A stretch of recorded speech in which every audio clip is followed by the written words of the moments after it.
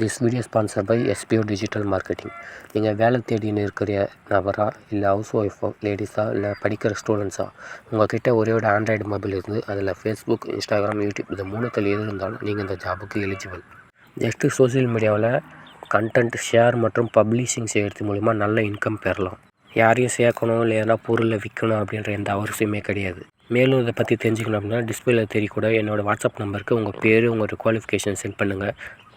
Skip பண்ணாதீங்க. பெரிய தப்பு. தினம் 300 ரூபாய் சம்பாதிக்க அரிய வாய்ப்பு. இன்ஸ்டாகிராம், ஃபேஸ்புக் பயன்படுத்த தெரிந்தால் போதும் content post and content publishing மூலமா தினம் 300 ரூபாய் சம்பாதிக்கலாம். இந்த வேலை செய்ய 5 நிமிடம் போதும். Work training support, group communication support, all language customer live chat support, முக்கியமா சொந்தமா ஒரு பிசினஸ் ஸ்டார்ட் பண்ற அளவுக்கு உங்களால கற்றுக்கொள்ளவும் முடியும், சம்பாதிக்கவும் முடியும். இந்த வேலை வாய்ப்பு வழங்குவது 5 வருடத்திற்கு மேல ரன் ஆகிட்டு இருக்க நம்ம தமிழ்நாட்டு company school of business organisation private limited. மேலும் விவரங்களுக்கு டிஸ்கிரிப்ஷன்ல கொடுத்திருக்க நம்பருக்கு வாட்ஸ்அப் பண்ணுங்க. Hello friends, welcome to my channel.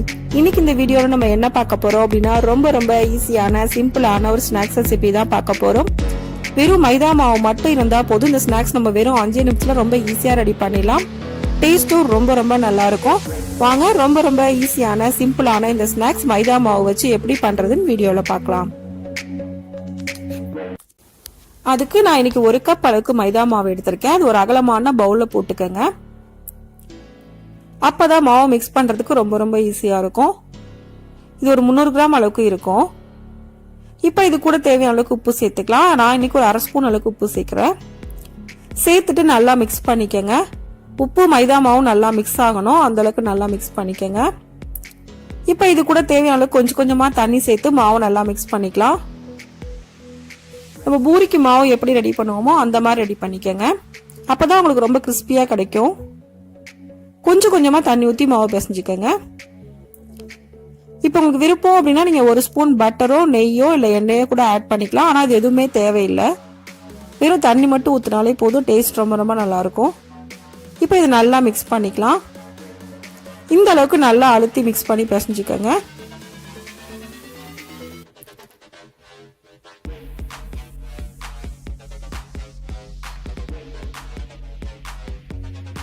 இப்போ இது 4 உருண்டையா நான் எடுத்துக்கிறேன்.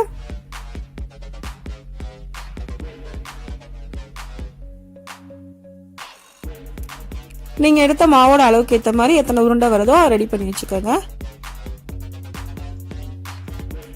இப்போ சப்பாத்தி கட்டையில இந்த மாதிரி நல்லா உருட்டிக்கலாம்.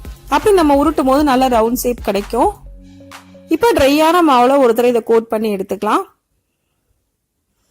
அப்பதான் நம்ம கட்டையில ஒட்டாம தேய்க்க முடியும், அதுக்காக தான். இப்ப இது எந்த அளவுக்கு நல்லா தேய்க்க முடியுமோ அந்த அளவுக்கு நல்லா பெருசா தேய்ச்சிக்கோங்க. ரொம்ப மொத்தமாவும் தேய்க்க கூடாது, மெலிசாவும் தேய்க்க கூடாது. ஓரளவுக்கு நல்லா ஈவனா தேய்ச்சிக்கோங்க.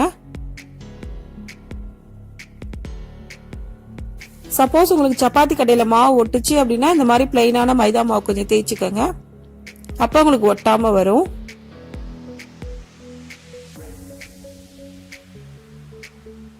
எந்த அளவுக்கு பெருசா தேய்க்க முடியுமோ அந்த அளவுக்கு பெருசா நல்லா தேய்ச்சிக்கோங்க.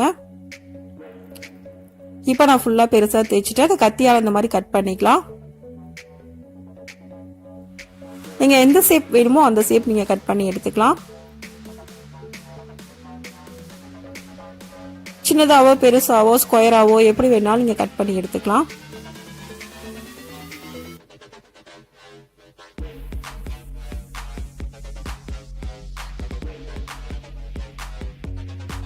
இல்ல நீங்க ரவுண்டா போடணும்னாலும் உங்க விருப்பம் தான். எந்த ஷேப்ல வேணா நீங்க போட்டுக்கலாம். இப்ப இது எல்லாத்தையும் ஒண்ணா எடுத்து தட்டுல வச்சுக்கலாம். தனித்தனியா எடுத்து வச்சுக்கோங்க, ஒன்னோட ஒண்ணு ஒட்டக்கூடாது.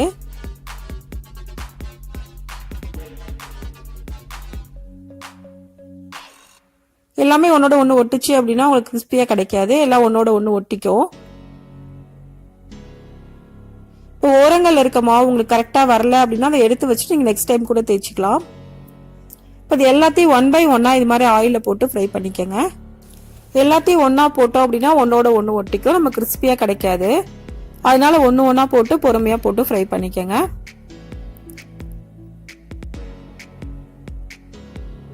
இப்போ இதை மீடியம் ஃப்ளேம்லயோ சிம்லயோ வச்சுதான் குக் பண்ணணும். ஹைல வச்சிங்க அப்படின்னா உடனே கலர் சேஞ்ச் ஆயிரும், கிறிஸ்பியா வராது. ஒரு பக்கம் நல்லா வெந்ததுக்கு அப்புறமா நெக்ஸ்ட் திருப்பி போட்டுக்கலாம். இப்ப 2 பக்கமும் நல்லா வெந்துருச்சு. இதை எடுத்துடலாம். அதே மாதிரி எல்லாத்தையும் பொரிச்சு எடுத்துக்கோங்க. இப்ப எல்லாத்தையும் பொரிச்சு எடுத்தாச்சு. ஒரு பாத்திரத்துல நம்ம கொட்டிக்கலாம். கொட்டிட்டு மேல ஒரு 1/2 ஸ்பூன் அளவுக்கு உப்பு போடுறேன். கூடவே காரத்துக்கு ஏற்ற மாதிரி மிளகாய் தூள் போட்டுக்கோங்க. நம்ம மாவுலயே போடக்கூடாது. இந்த மாதிரி செஞ்சு முடிச்சதுக்கு அப்புறம் மேலதான் போடணும். நம்ம மாவுலயே போட்டு மிக்ஸ் பண்ணோம் அப்படின்னா கலர் ஃபுல்லா ரெட் ஆயிடும், நல்லா இருக்காது. ஃபைனலா இந்த மாதிரி ஆட் பண்ணிட்டு நல்லா மிக்ஸ் பண்ணிக்கோங்க.